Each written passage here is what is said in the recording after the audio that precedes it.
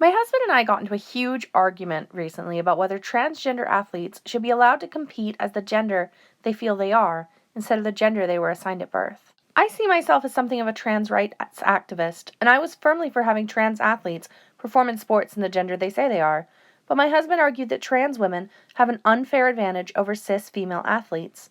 His evidence for this is that ever since a trans woman started competing in his favorite sport, the previous female champion was unseated, and it wasn't fair. A rapper called Zuby wanted to prove a point and entered a weightlifting competition as female and broke the all-time deadlift female record. This is a bad example of trans athletes, though. Most sports committees require that a person already be living as the gender they transition to before competing as that gender. Renee Richards, a transgender tennis player, was the first openly trans athlete to compete in a major sporting event. She competed in the 1977 U.S. Open and lost in the first round. Current International Olympics Committee policy requires trans female athletes to take testosterone blockers that lower their testosterone levels for at least 12 months before competing and be living their transition gender for at least the last 4 years. This is done to take away the physical advantage a trans athlete would have over a cis athlete by virtue of having gone through male puberty. Lowering testosterone decreases hemoglobin, muscle mass, and cardiovascular capacity while causing fat levels to rise. These hormone blockers often give trans and intersex women lower testosterone levels than cisgender women, and some sports regulations require such low testosterone levels that it can cause health problems. However, my husband argues that even with hormone blockers, trans athletes retain a physical advantage due to height. He put forward a hypothetical situation where a man wanted to become a champion so bad that he started competing as female just to win. Again, he argued that it wasn't fair.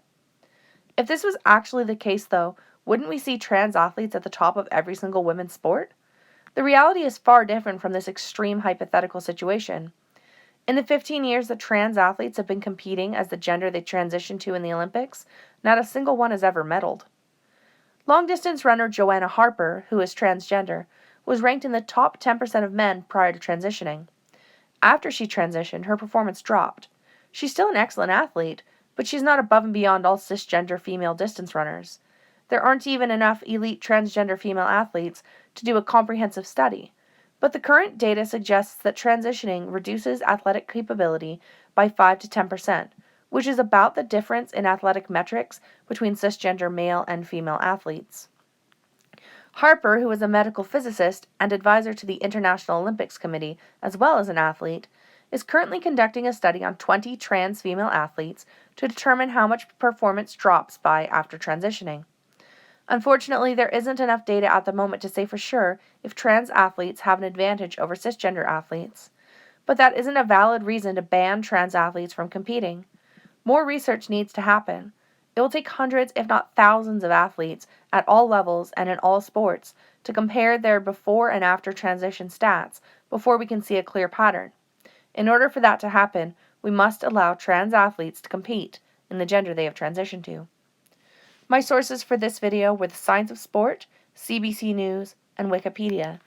Please leave your thoughts on this topic in the comments, and if you haven't already, please give this video a thumbs up and subscribe. Thanks so much for watching. I'll see you next time. Bye!